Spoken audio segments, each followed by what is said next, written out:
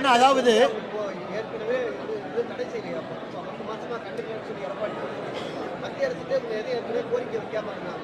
அண்ணா மத்திய அரசை பொறுத்தவரை இந்தியாவில் கிரிட்டிக்கல் மினரல்ஸ் அத்தியாவசியமான மூலப்பொருட்கள் நம்முடைய நாட்டிற்கு தேவைப்படுதுங்கண்ணா.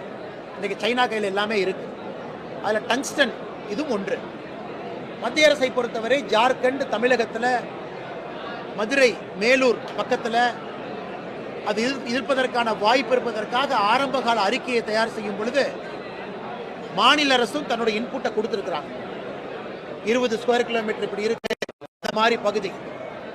மாநில அரசு தன்னுடைய கருத்தை மத்திய அரசுக்கு ஜனவரி, பிப்ரவரி 2024 தெரிவிக்கும் பொழுது எங்கேயும் கூட இதை தடுத்து நிறுத்த வேண்டும் என்று சொல்லவில்லை.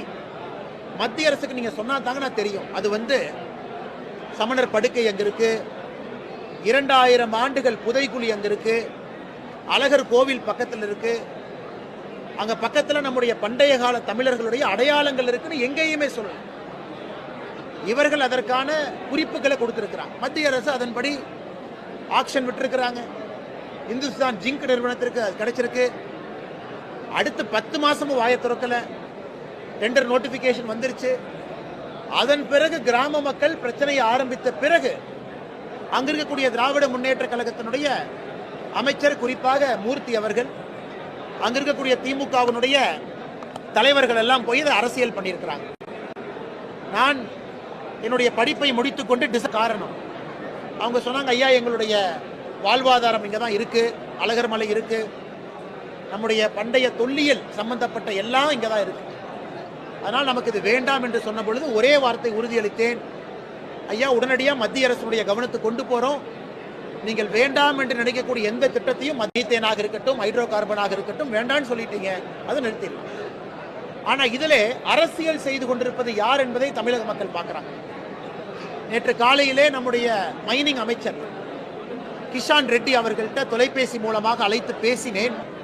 12ஆம் தேதி காலை டெல்லி வர சொல்லி இருக்கின்றார்கள். என்னோடு நம்முடைய மத்திய இணையமைச்சர் அண்ணன் முருகன் அவர்களையும் அழைத்துக் கொண்டு டெல்லியில மைனிங் அமைச்சரை 12ஆம் தேதி காலையில் அவருடைய அலுவலகத்தில் சந்திக்கிறோம். வரும்பொழுது ஒரு வெற்றி செய்தியோட தான் வருவோம். இதுல பாரதிய ஜனதா கட்சியை பொறுத்தவரை ஆக்கப்பூர்வமாக இந்த பிரச்சனையை சரி செய்யறோம். கொடுத்துட்டாங்க, இவங்க அப்ஜெக்ட் பண்ணல, 10 மாசம் ஆச்சு, விவசாயிகள் அப்ஜெக்ட் பண்றாங்க, விவசாயிகள் பக்கம் நாங்க நிக்கிறோம், நிறுத்துறோம், அது வேறங்கண்ணா. ஆனா இதுல இன்னைக்கு உங்கள் நாடகம் ஆடுவதை நான் பார்த்து கொண்டிருக்கின்றேன். திமுகவினுடைய நாடகம் அன்னைக்கே இல்லைன்னு சொல்லியிருக்கிறோம், மத்திய அரசு கொண்டு வந்திருக்காது. ஆனால் இன்றைக்கு திமுகவினுடைய நாடகத்தை சட்டமன்றத்தில் மக்கள் பார்த்து கொண்டிருக்கின்றார்கள். அதே நேரத்தில் பாரதிய ஜனதா கட்சியினுடைய ஐயா சொல்லுங்க. ஐயா வணக்கம். சொல்லுங்க ஐயா. இந்த ஜெய்சி சரண் ஒரு அம்மா இருக்கிறாங்கல்ல, சரி, அவங்க நல்ல இந்து மக்கள் நாக்கப்படுங்கிற மாதிரி கேள்வி நியாயமா கேட்டிருக்கிறாங்க. என்ன கேட்டிருக்காங்க? கந்த சஷ்டி கவசத்தை ஒருத்தன் ரொம்ப கேவலம், இந்த சுரேந்தருங்கிற ஒருத்தன் சரி ரொம்ப கேவலமா பேசினா அதுக்கு எந்த ரெஸ்பான்ஸும் இல்ல. சரி, ராமரை மலைப்புள்ளியல் கூப்பிட்டு சொல்லி ஒருத்தன் பேசினா அவனுக்கு எந்த ரெஸ்பான்ஸும் இல்ல. சரி, இப்ப இந்த ஐயப்பனை பத்தி பாத்தீங்கன்னா வருஷமாச்சா இவங்களுக்கு ஒரு திருவிழா மாதிரி ஆயிருது. இந்து மக்கள் கொண்டாடுறாங்களோ இவங்க கொண்டாடிடுறாங்க. அதாவது எப்படிலாம் அசிங்கப்படுத்தணுமோ அந்த மாதிரி. அதே மாதிரி சினிமாவில் பாத்தீங்கன்னா ஏதோ ஒரு சீன் இஸ்லாமியர்களை பத்தி உண்மையை எடுத்துட்டா கூட உடனே அந்த சீனையை கட் பண்ணுங்கிற மாதிரி அவங்க எல்லாம் வாதாடுறாங்க, போராடுறாங்க. சரி. ஆனா இந்து மக்கள் பாத்தீங்கன்னா நல்ல சபரிமலைக்கு போய்க்கிறேன், அப்புறம் பூக்குழி இறங்கிக்கிறேன், அப்புறம் பாத யாத்திரை போய்க்கிறேன், எல்லாம் பண்றேன். அப்புறம் திமுக கொடியை பிடிச்சிட்டு அப்படின்னு கோஷம் வேற போடுறேன் ரக்கம் இல்லாம. சரி, நீங்க என்ன நினைக்கிறீங்க? உங்க கருத்து என்ன?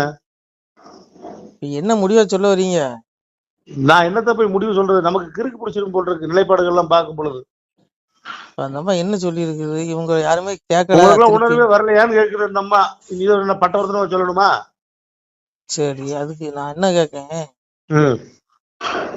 அதாவது இப்போ நீங்க ஒரு அதிகாரி இருக்கான்னு வச்சுக்கோங்க, அந்த அதிகாரி அவனுக்கு கீழே இருக்க அதிகாரியை மிரட்டிடுவான், மேல இருக்க அதிகாரியை விடுவானா? மேல இருக்க அதிகாரி விட மாட்டேன். நீ யாரை மிரட்ட முடியும்? கீழே இருக்கவன தானே. கீழே இருக்கவனுக்கு அவன் ஏற்கனவே அவனால முடியாது. இப்போ அப்படித்தானங்க இருக்குதுங்க. இந்துக்கள் எல்லாம் பயந்து கிடக்குறான். அதான் சாமி சொன்னாரு, பசுவும் கன்றும் போக கடுவாய் அதனை கண்டு பதுங்கி கிடக்க கண்டேன் சிவனே ஐயா. பெருமாள் சொல்றான், நாராயணன் எங்க அப்பன் கலியுகத்துல இப்படிலாம் இருக்கும்பா. பசுவும் கன்றும் சாலையில போச்சுன்னா அதை பார்த்து கடுவாய் புலிகள் பயந்து நடிங்க எடுக்குமா, புலிகள் பயப்படுங்கிறான். இப்போ இவனுக்கு எவனுமே இன்னைக்கு இது விமர்சனம் பண்ணக்கூடிய எவனுமே பெரிய புலி கூட்டம் கிடையாது. சுண்டலி, இந்த சுண்டலிகளை கண்டு இந்த புலிகள் எல்லாம் பயந்து கிடக்குறான். இதான் ஓமையா இறைவன் சொன்னது இப்பெல்லாம் நடக்கும். ஆளாக்கருடனையும் சிட்டி ஓடி பறந்து அடித்து எடுக்க கண்டேன் சிவனே. ஆளா கருடனை சிட்டுக்குருவி அடிச்சு எடுக்குமா கலியுகத்துல. இது ஓமை. இம்மரம் பெருமாள் சொன்னது. திருப்பதியில போய் கும்பிடுறீங்களா விழுந்து விழுந்து, அவர் சொன்னது. அப்போ எங்க அப்பன் சாதாரணவனா எல்லாம் சொல்லிட்டான், இப்பெல்லாம் நடக்கும் பிள்ளைகளே, கலியுகத்துல சிட்டுக்குருவி கருடனை கொத்தும், கருடன் பயந்து ஓடுமா. இப்ப இவனெல்லாம் சிட்டுக்குருவி, நீங்க எல்லாம் கருடன் இந்த கூட்டம்லாம். ஆனா பயப்படுறான். என்ன காரணம்? இங்க எல்லாமே அவங்ககிட்ட இருக்கு. ஆட்சி இருக்கு, பணபலம் இருக்கு, படைபலம் இருக்கு, அதிகாரம் எல்லாம் அவங்ககிட்ட இருக்கு. உங்ககிட்ட என்ன இருக்கு? இங்க சூடு சொரணம் எல்லாம் எல்லாத்துக்குமே இருக்குது. ஆனா பயம் இருக்கு. எல்லா இந்துக்களுக்குமே சூடு சொரண வெக்கம் மானம் ரோசம் எல்லாம் இருக்குது. ஆனா அதை விட அதிகமா பயம் இருக்குது. ஏன்னா எல்லாம் அன்னாடு காட்சி, கஷ்டப்படுறான். கூலி வேலைக்கு போனா சோறு திங்க முடியும், இவனுக்கு எடுத்து திட்டுனா நடமாட முடியுமா? ரோட்ல வீடு புகுந்து அடிப்பானுங்க. புரியுது அவங்களுக்கு? இதான் எம்பெருமான் சொன்னாது. ஆனா இறைவன் விடுவானா? நம்ம அப்பன் சொல்றான், முனிபெற்ற பிள்ளையை சுண்டலி தானும் கண்டு முடிக்கி கடிக்க கண்டேன் சிவனே ஐயா. கிளை சேர்ந்து ஆடியில் கூடிய எலிகள் எல்லாம் கிடைகளைந்து ஓட கண்டேன் சிவனே ஐயா. பெருமாள் சொல்றான், மகாவிஷ்ணு சிவன்ட்ட உரையாடுறான் எப்ப. அதாவது சிவனே, சப்த ரிஷிகளுக்கும் கன்னிமார்களுக்கும் பிறந்தவர்கள் தான் இந்த சனாதன. நம்மள இயற்கையாவே ரிஷிகளோட பிள்ளைகள் இந்துக்கள் புரியுது அவங்களுக்கு. சப்த கன்னிமார்கள் சப்த ரிஷிகளுக்கு வாரிசாக வந்தவர்கள் தான் நம்மளாம் இந்துக்கள்லாம். இவங்களை இந்த சுண்டலி கூட்டம் முடுக்கி கடிக்கிறான்ல இன்னைக்கு. திருப்பி ஏதாவது பேச முடியுமா உங்களால? அவன் என்ன வேணாலும் பேசுவான். நீங்க எதுவுமே பேச முடியாது. பேசினா பிரச்சனை ஆயிரும். உடனே சர்ச்சைக்குரிய பேச்சை பேசிட்டாருன்றான், பொங்கிருவானுங்க அப்படியே. அவ்வளவு டிவில விவாதம் நடக்கும். பெரிய கொள்ள கும்பல பிடிக்கிற மாதிரி சரி இருங்க அவ்வளவு டிவில விவாதம் நடக்கும். அவ்வளவு பொங்கிருவான். ஐயோ அப்படி பேசிட்டார் ஐயோ என்னமோ இந்த அப்படின்றான். ஆனா இங்க காண்டாண்டு காலமா ராமரை செருப்பால் அடிப்பேங்கிறான், செருப்பு மாலை போடுறேங்கிறான், என்னென்னமோ கெட்ட வார்த்தை பேசுறான், கண்ணுக்கு எதிரவே கல்லுங்கிறான், மண்ணுங்கிறான், பேய்ங்கிறான், நமக்கு எதிராக பேசுறான். ஆனா நம்மளால திருப்பி கேட்க முடியுமா? கேட்க முடியாது. கேட்டா பிரச்சனை. ஏன்னா அவங்ககிட்ட ஆட்சி இருக்கு, அதிகார பலம் இருக்கு, பண பலம் இருக்கு, படை பலம் இருக்கு, எல்லாம் இருக்கு, ஒற்றுமை இருக்கு அவங்ககிட்ட. இவனுக்கிட்ட ஒற்றுமை இருக்கா? கேட்டா பெரும்பான்மை பெருங்கூட்டம்பா. ஒரு கூட்டம் போட்டா 4 பேர் வரமாட்டான். அதனால இது இங்க பாருங்க, இந்துக்களுக்கு இந்த அம்மா சொன்னது தவறு. இந்த அம்மா என்ன பேசியிருக்கு? இந்துக்களுக்கு சூடு சொரணை இல்லையான்னு கேட்டிருக்குது. இந்த அம்மா பேசுறது தப்பு. ஏன்னா இருங்க தப்பு. எல்லா இந்துக்களுக்கும் சூடு சொரண வெக்கம் மானம் ரோசம் எல்லாம் இருக்கு. ஆனா பயப்படுறான். என்ன காரணம்? பிரச்சனை வந்துருமே பேசினா. விளங்குதா உங்களுக்கு? புரியுதா? அதனால உன்னை இந்துக்கள்லாம் சூடு சொரணை இல்ல, நீங்க தயவு செய்து அந்த வார்த்தையை பயன்படுத்தாதீங்க, எனக்கே வரும். அதனால வேற வழி இல்ல. ஆனா சாமி சொல்றாரு, சொல்றேன் கேளுங்க. நீங்க பொங்காதீங்க, என்ன கடுப்பேத்தாதீங்க, நீங்க கம்முன்னு இருங்க. அடிச்சா கூட வாங்கிக்கிங்க. அப்பதான் நீங்க இந்த பூமி இங்க வாழ முடியும். நான் என்ன செருப்பா அடிச்சா கூட வாங்கிக்குவேன். நான் வாங்கிக்குவேயா? நான் என்ன கோழை? எனக்கு பயம் இருக்கியா? பயம் இருக்குன்னு சொல்லி போல. நான் ஏற்கனவே செருப்பால் நிறைய அடி வாங்கிட்டேன். செருப்பு அடி வாங்கி காரி மூஞ்சில் போனோம் தொடச்சிக்க. வழி இல்ல, நம்மகிட்ட பணபலம் இல்லை, படைபலம் இல்லை. அம்பு எம்பெருமா சொன்ன மாதிரி தான். அம்பு கணை ஒன்றும் இல்லாமலே அறுக்க வந்தாரோ கலிதனையும் சாட தலையாரி ஒன்றில்லாமல் சதைக்க வந்தாரோ களி பயல்களை. இவனுங்களை எங்கப்ப நாராயணே அம்பு இல்லாம இவனுங்களை அழிப்பானா சொல்றான். என்ன சொல்றான்? இறப்ப வடிவாய் இருந்து கலிதனையும் பரபிரம்மமாய் நின்று பக்தி சோதித்தே நாம் எங்கும் இருந்து எரிப்போம் கலிதனையும் சங்கில் இறந்து வளர்ப்பேன் நண்போரேங்க. அப்ப என்ன சொல்றான்? நான் பரபிரம்மம் எங்க இருக்கேன், இந்த பயலுக்கு பண்றதெல்லாம் பார்த்துட்டு தான் இருக்கேன். பிள்ளைகளை யாரும் பயப்பட வேண்டாம். இவனுக்கு அத்தனை பேரும் செய்யற இவனுக்கு நான் மறைபொருளா இருந்து இவனுக்கு தண்டிப்பேங்கிறாரு. நீங்க எதுக்கு அவனுக்கு கேக்குறீங்க? கஸ்தூரி நீங்க ஏன் பொங்குறீங்க? பொங்க வேண்டாம். பொங்கி உங்களால ஒண்ணும் பண்ண முடியாது. ஒரு ஆணியே புடுங்க முடியாது. ஏன்னா அவன்கிட்ட எல்லாம் இருக்குது. அவன்கிட்ட படைபலம் இருக்கு, பணபலம் இருக்கு, எல்லாம் இருக்கு. நம்மகிட்ட என்ன இருக்கு? எதுவுமே கிடையாது. அப்போ மூடிக்கிட்டு தான் இருக்கணும். பெருமாள் என்ன சொல்றாரு கேப்பான், சாமி விடுவாரா? ம். சாட தலையாரி ஒன்றுமில்லாமல் சதைக்க வந்தார்கள் இதனை விடுவாரா? அம்புக்கணை ஒன்றுமில்லாமலே அறுக்க வந்தார்கள் இதனை. அம்புக்கணை எதுவுமே எடுக்கல பெருமாள். இந்த களிய மறைபொருளா இருந்தா அறுப்பாரு. அதான் சாமி சொல்றாரு, ம். நகைப்பாரோடு இருப்பேன், நகைத்தே நாக்க இருப்பேன், கள்ளனிடம் நான் இருப்பேன், பின் காட்டி கொடுத்திடுவேன், குடியிருந்து கொலைகள் செய்வேன், பின் கொலை கழுவில் போட்டு விடுவேன். கண்ட துண்டமாய் அழியுதடா, கைலாசம் புரண்டு போச்சே, பரமனுமே கேட்பதற்கு. சாமி சொல்றாரு, பரிசுத்து ராஜன் கண்டதுண்டு, பயந்திங்கே ஓடி வந்தேன், மார்க்கண்டேயன் கண்டதுண்டு, மறைந்திங்கே ஓடி வந்தேன், வையகத்தில் யமனும் மாயன் என்னை கண்டதுண்டு. விடுவாரா? ம். விடுவாரா பெருமாளு? என்ன நினைச்சிட்டு இருக்கீங்க? சிவன் வரத்தை கொடுத்துருவாரு. சிவன் கலியனுக்கு வரத்தை கொடுத்துட்டாரு. ஆட்சி, அதிகாரம், லட்சுமி, சரஸ்வதி, வீரம் எல்லாத்தையும் கொடுத்துட்டாரு. சாமி கலியன் வாங்க வராதானே, அதனாலதான் இவ்வளவு கொடுமை. ம். கலிப்பயிலுக்கு தான் நல்லா இருப்பான். அநியாயம் மற்றும் அக்கிரமம். அதான் சாமி கலியம் ஈசன் கேட்ட வரம் என்ன? வரமே வாயவனார் தன்னுடைய வாய்த்த முடிதனையும் தூயவனார் சக்கரமும் சூதமுடன் தாரும் என்றான். அரணுடைய வெந்நீரும் அந்தனரின் தன்பிறப்பும் வளமுடைய சக்தி வளக்கூறும் தாரும் என்றான். சிவமூலம், சக்தி மூலம், கணபதி மூலம், லட்சுமி மூலம், விநாயகர் மூலம், சரஸ்வதி மூலம், யமனுடைய மூலம் கேட்கான். காமாட்சி தன் மூலம், 1008 அண்டம் நிறை மூலம் வாயுத கண்ணை வரமாக தரும் என்றான். சிவன் எல்லா வரத்தையும் கொடுத்துட்டாரு. பெருமாளுடைய திருமுடி சக்கரம், மகாலட்சுமி, சரஸ்வதி எல்லாத்தையும் கொடுத்துட்டாரு. இன்னைக்கு லட்சுமி யார்கிட்ட இருக்கா? இன்னைக்கு யாரு குபேர? யாரு பெரிய பெரிய செல்வந்தனா இருக்கான்? கொள்ளையடிக்கிறவன், ஊழல் பண்றவன், லஞ்சம் வாங்குறேன் இருக்கானா? அவங்ககிட்ட தான் லட்சுமி இருப்பா. நேர்மையா இருக்கவெல்லாம் என்ன, அன்னாடு காட்சி சம்பாதிப்பான், சாப்பிடுவான், நாலு தர்மம் பண்ணுவான், அப்படியே போயிடுவான். அவன் புண்ணியத்தை சேர்த்து போயிருவான். அப்படி இல்ல மூட்டை முடியா பாவ முடியாது போயிருங்க. கலியுகத்தில் லட்சுமி கெட்ட வேண்டதா இருப்பா, சரஸ்வதியும் கெட்ட வேண்டதா இருப்பா. இன்னைக்கு கல்வி யாருக்கிட்ட இருக்கு? இன்னைக்கு 100 கல்லூரி நடத்துறவன் யாரு? எல்லாம் மூட்டை தூக்கி சம்பாதிச்சானா, கூலி வேலைக்கு போனானா? ஒண்ணும் கிடையாது. அப்போ லட்சுமி ஆட்ட, சரஸ்வதி ஆட்ட இருக்க. சிவன் கொடுத்த வரம், கலியன் சிவனுக்கு கொடுத்த வரம், அது பொய்யாகாது. ஆனா அதுக்கு முடிவு வரப்போகுது. கலியுகம் முடியறதுக்கு நெருங்கிடுச்சு. புரியுதா உங்களுக்கு? அதான் சாமி சொல்றாரு, கலியோ விளைந்து போச்சு சக்கர ஆயுதத்துக்கு, இறை காணும் பருவமாச்சே சிவனே ஐயா. பெருமாள் சிவனே சொல்றாரு, சிவனே களி விளைஞ்சிருச்சு, என்னுடைய சக்கராயுதத்துக்கு வேலை வந்துருச்சுங்கிறாரு. சக்கராயுதத்தை சிவன் வந்து சக்கராயுதத்தை கலியனுக்கு கொடுக்கும் பொழுது பெருமாள் வந்து சபிச்சுட்டாரு. சபிச்சு பணமா கொடுக்காரு கலியனுக்கு. அப்பதான் அவன் கேட்கறான், சக்கராயுதம் கேக்குது, பெருமாளே இப்பொழுது சபிச்சு இந்த கலிநீச பாவி கையில கொடுக்குறீரு. சக்கரம் தான் பணம். இன்னைக்கு பணம் இருக்கு பாருங்க, யாருங்க? சக்கரம், பெருமாளுடைய சக்கரம் தான் பணம். அப்போ இந்த கலியன்ற இந்த பணத்தை கொடுக்குறீரு, என்ன சபிச்சு பணமா, என்ன எப்பயா நீர் வந்து வாங்குவீருன்னு கேட்கும் பொழுதுதான் சாமி சொல்றாரு, களி மாறும் பொழுது கடரும் முன் சாபம்ங்காரு. களி முடியும் பொழுதுதான் நீ என் கைக்கும் சேருவாங்கிறாரு. அப்போ இப்ப என்ன நடக்குது?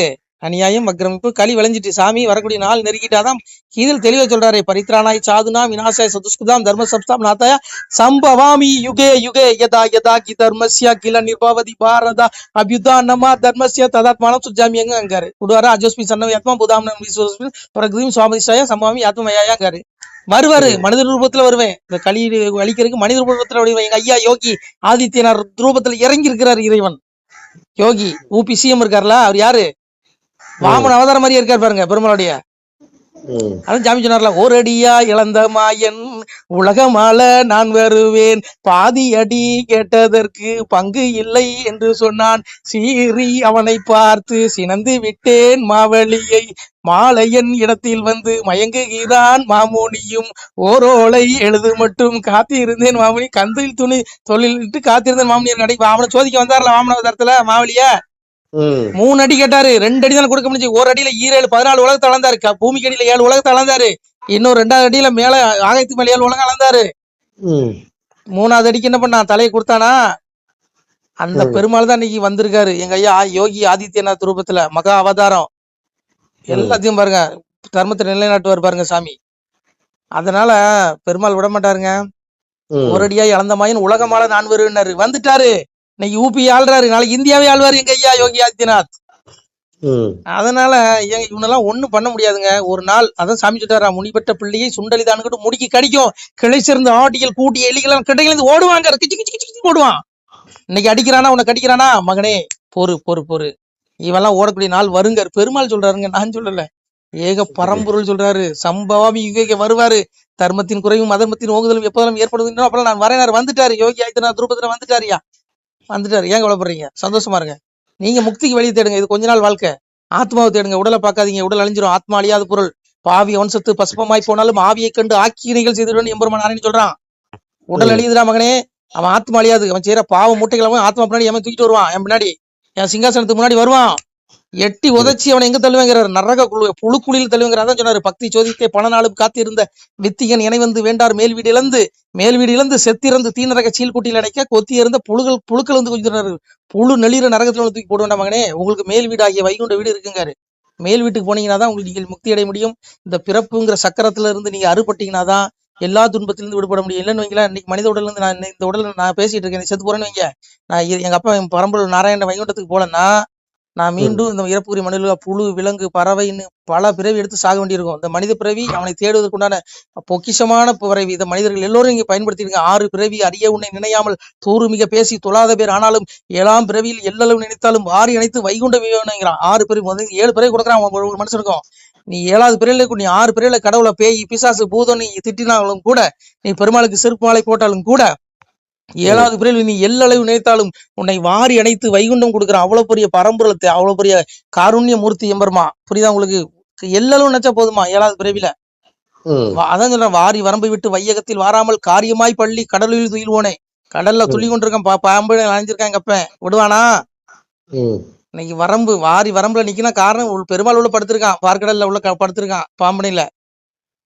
ம் அதனால நீங்க சும்மா இன்னும் விளையாட்டுக்கிறீங்க. திட்டுங்க. எவனுமே பயந்துலாம், எவனுமே சூடு சொரணம் இல்லாம இல்ல, எல்லாத்துக்கும் சூடு சொரணம் இருக்கு. பயம், இவன்கிட்ட பேசிட்டு எதுக்கு வம்பு அப்படின்னு எல்லாம் ஒதுங்கி போறாங்க, அவ்வளவுதான். புரியுதா உங்களுக்கு? எவனுக்குமே எல்லாருக்குமே சூடு சொரணம், எல்லாரும் உப்பு போட்டு தான் திங்கிறான். அதனால உங்களுக்கு மட்டும் தான் சூடு சொரணம் இருக்குன்னு பொங்கிடாதீங்க, கொஞ்சம் அடங்கு. அதான் அப்ப எங்க அப்ப நானே சொல்லிட்டான், மகனே அடிப்பார் அடிக்க வந்தால் அடியை சைத்திடுங்கோ, வம்பு வசைகள் குறி வைதாலும் கேட்டிடுங்கோ, அவனவன் செய்யும் குற்றம் உங்கள் ஆண்டினான் அறிவுனடா. நான் அவனுக்கு தண்டனை கொடுப்பேன்டா. உன்னை வயிறானா திட்டுறானா வாங்கிக்க, அடிச்சாலும் வாங்கிக்க, திருப்பி அடிக்காத நான் கேட்பேங்காரு. விடுவாரா? மனுமொழி இதுவாம் என்று மதத்துடன் பேசுவோர்க்கு இனிதல்ல வீண்தான் என்று இயம்பிய பயனர் தன்னை குனிதவள் துர்க்கை சென்று கொண்டவள் நரகம் பூத்தி கணிதுடன் துர்க்கை வாரி கடல் தீர்த்தமாடுவலை. எவமெல்லாம் சனாதன நூல்களையும் புராணங்களையும் கடவுள்களையும் வெளுத்தும் பழித்தும் நகைத்தும் பேசுகிறானோ இவனுடைய ஆத்மாவை துர்க்கை கொண்டு நரகத்துல போடுவாளாம். இதை விட அவனுக்கு பெரிய தண்டனை வேணுமா? உடல் அழிஞ்சிரும், ஆத்மா அழியாதே, காலங்காலமா இருப்பான் நரகத்துல. அதான் சாமி சொல்லிட்டாரு, வாசிக்க கேட்டு மகிழ்ந்திருந்த அன்போருக்கு பூசித்து நீண்ட பூரணங்கள் கிட்டுமடா, பழித்தோர் எதிர்த்தோர் பகை பதில் எதிரியாய் பறைந்தோர் வறுமை கண்டு கடுநரகம் புக்கிடுவாருங்க. சாபம் விடுறாரு சாமி. அதாவது திருவாசகத்தை, பகவத்கீதைய, வேதங்களை எவன்லாம் நக்கல் பண்ணி பேசுறானோ நையாண்டி பண்றானோ இவனுடைய ஆத்மா எங்க போகுமா? நரகத்துக்கு. புழு கொஞ்சம் இடத்துல கூட்டு போடுவான், புழு நெளிற இடத்துக்கு போட்டுவான சாமி. இந்த புராணங்களை பழிக்கிறவனுக்கே அது சொல்றாரு, வாசிக்க கேட்டு மகிழ்ந்திருந்த அன்பருக்கு பூசி திரிண்ட பூரணங்கள் கிட்ட மாட்டா. டே, நீ பகவத்கீதையோ திருவாசகத்தையோ தேவாரத்தையோ நீ காதுல நீ கேளு, படிக்க நிரலையா நீ காதுல கேட்டா கூட உனக்கு பூமியில இகவாழ்வும் பரவாழ்வும் சுகமாகுங்காரு. உனக்கு இகப்பர வாழ்வு கிடைக்கும், இங்க பூமியிலையும் சுகமா வாழ்வ, நல்லா இருப்ப. ஆனா இறப்புக்கு அப்புறம் பரலோக வாழ்வு கிடைக்குங்காரு. ஜீவன் முக்தி, பரமபதம் போயிடலாம். இவ்வளவு பெரிய பாக்கியம் இருக்கு. திட்டிலாம் ஒரு பையனை தப்ப முடியாதுங்க. சாமி அதான் சொல்றாரு, தினமுறை நேரமேந்தன் திருமொழி அதனை கேட்டால் பனிவெள்ளம் போலை பாவம் பறந்திடும் நிசமே சொன்னோம், கனிமொழி சோதிவாக்கும் கையெழுத்து ஆதி நோக்கும் துணிவுடன் கேட்டோருற்றோர் தொலைத்தனர் பிறவிதானே. நீ பகவானுடைய திருவாசகத்தை நீ காதுல கேளு, பகவத்கீதையை காதுல கேளு, கேட்டாலே உன்னுடைய பாவம் தொலைஞ்சு முக்தி கிடைச்சிருமா. பெருமாளே சொல்றாரு. இதோட உங்களுக்கு என்ன பாக்கியம் வேணும் சொல்லுங்க? இது வாழ்க்கை சும்மா கொஞ்ச நாள் வாழ்க்கை கூத்துங்க. ஆத்மாவை தேடுங்க, ஆத்மா தான் நிரந்தரம். உடலை பார்க்கவே பார்க்காதீங்க, ஆத்மாவை தேடுங்க. சிவாய.